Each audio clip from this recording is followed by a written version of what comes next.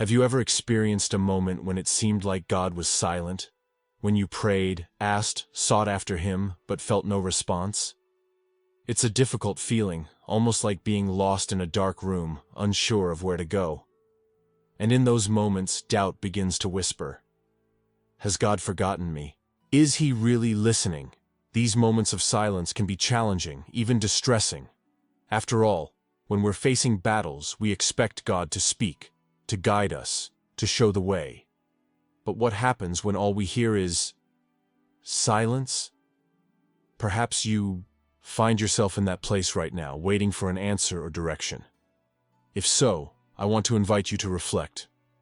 What if God's silence isn't an absence, but a different kind of presence? What if He's working, even when it seems He's quiet? God's silence is one of the most challenging experiences in the walk of faith. It's that moment when prayers seem to hit the ceiling, when we search for a sign, a word, but find only emptiness. And in those moments, it's easy to feel forgotten, as if we're alone in our battles. I remember a time like that in my own life. I was facing a situation that seemed impossible. I prayed every day, asking for direction, an answer, anything that could help me know what to do. But for weeks, all I felt was silence. It was frustrating. I started to wonder, is God listening? Did I do something wrong? I recall when my father suddenly became ill. It wasn't something we were prepared for, and to be honest, it was one of the most challenging moments of my life. He needed long-term treatment, and things became incredibly difficult for our family, emotionally and financially. I felt powerless, trying to stay strong for everyone else, but inside I kept asking, why is this happening? And why isn't God doing something to change it? I prayed every day, asking for a miracle, for an answer, for any sign that things would get better. But all I heard was silence. The silence felt unbearable. There were days when I thought God had forgotten me. In the middle of this, I talked to a close friend. He said something I'll never forget. God's silence isn't absence. It's an invitation. It's a chance to trust Him, even when you don't understand what's happening.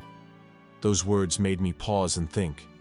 Maybe God's silence wasn't about Him being distant, but about Him teaching me something I couldn't yet see. Only later did I realize that even in the silence, God was present. He was sustaining us in ways I couldn't recognize at the time. Friends and family showed up to help. Doctors came up with solutions that had seemed impossible. And despite all the challenges, my father began to recover little by little. During that period, I learned that God's silence didn't mean He wasn't working. He was, but in a different way, in details I could only see with time. And in the end, I realized that God wasn't just taking care of my father. He was strengthening my faith, even when it felt like He was distant. This reminded me of the story of Job. He lost everything, his family, his possessions, his health, and in the midst of his pain, he cried out to God for answers. But for a long time, God remained silent. Job didn't understand why he was suffering, but even so, he remained faithful. And in the end, God not only restored what Job had lost, but revealed the depth of His love and sovereignty. God's silence doesn't mean He isn't working. Sometimes, it's in the silence that He does His deepest work, shaping our character and strengthening our faith. But I know that doesn't make the waiting any easier.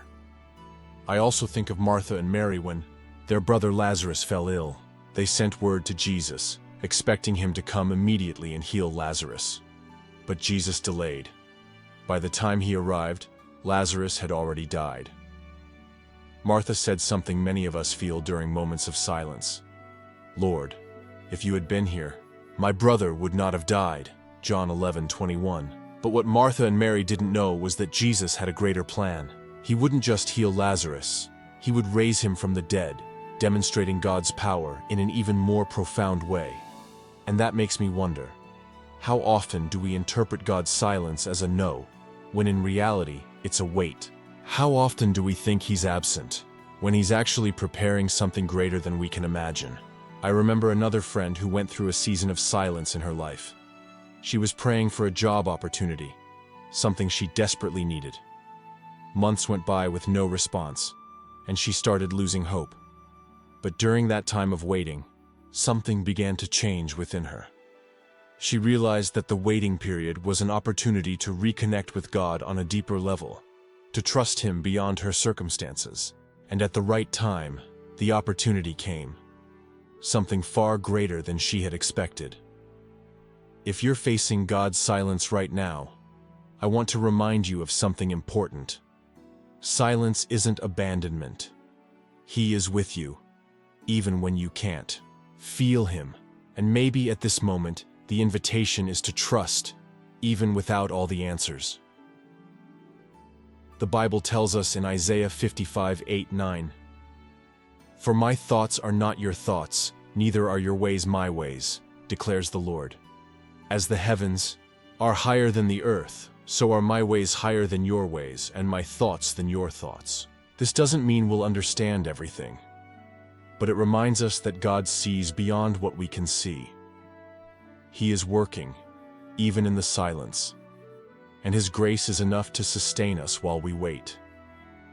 Maybe you're going through a moment like this, right now. Praying, asking, seeking an answer, but all you encounter is silence. I know how difficult that can be. When we're in the middle of a storm, the silence feels overwhelming, but I want to remind you of something. God's silence isn't absence. He is there, walking beside you, even if you can't see it. Silence can be an invitation to trust, not trust because we understand everything, but because we know that God is in control, even when we can't see the way. Sometimes we need to stop waiting for a clear answer, and instead listen to what He is teaching us during the waiting. I want to invite you to reflect. What can you learn in the silence? What might God be shaping in you as you wait? Take a moment to think about that. Silence isn't always about what's missing. Sometimes it's about what God is building within us. If you can, do something today. Take a few minutes to step away from your worries and the noise around you. Close your eyes, take a deep breath, and ask yourself, where can I see God working, even in the silence? Maybe it's in the small details. A friend who showed up to help, an unexpected moment of peace, or a strength you didn't know you had. You don't need to fancy words or complicated prayers. Just talk to God as you would a friend. I don't know what to do, but I trust that you are here. Then listen. It might not be an immediate answer, but over time, you'll begin to see that God is working, even in the silence. Remember, God's silence isn't the end. It's an invitation to rest in Him and allow His grace to sustain you. God's silence is often not about His absence, but about the excess noise within us. We live surrounded by so many distractions, worries, fears, expectations, and external voices that we become unable to hear Him when He speaks softly. Sometimes God doesn't answer with thunder but with a whisper, and if we're too busy, that whisper can go unnoticed. Have you noticed how hard it is to hear someone in a noisy place? The same is true with God. Perhaps you're so immersed in your worries and doubts that you can't see that He's already speaking. It's not that He isn't present. It's that your soul needs a moment of stillness to recognize Him. Philip Yancey, in his book Prayer, Does It Make Any Difference?, says something profound. God is always present.